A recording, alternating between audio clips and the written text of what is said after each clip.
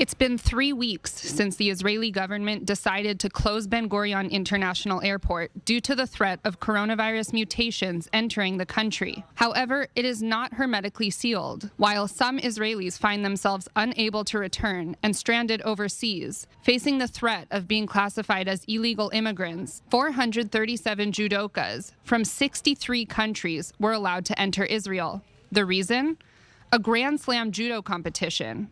When asked who approved the judo competition, the Israeli Ministry of Health failed to take responsibility.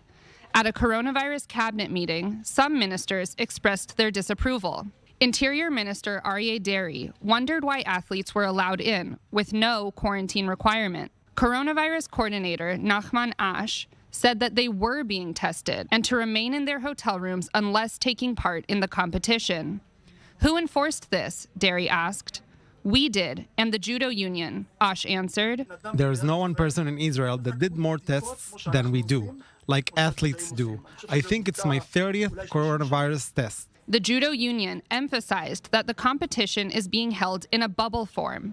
The participants are not allowed to leave the hotel or the judo hall. The hotel's employees were instructed to keep their distance from the athletes. The judokas will go through 4 coronavirus tests while they are in Israel, and at the end of the event, they will leave Israel without coming in contact with the Israeli public. We are in a bubble. We can't go around the city, and even not outside.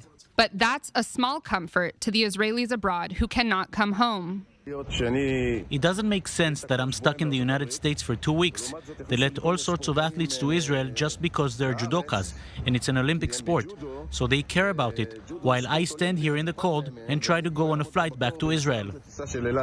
The Israeli government decided to partially reopen Ben Gurion soon, allowing 2,000 travelers per day to enter the country.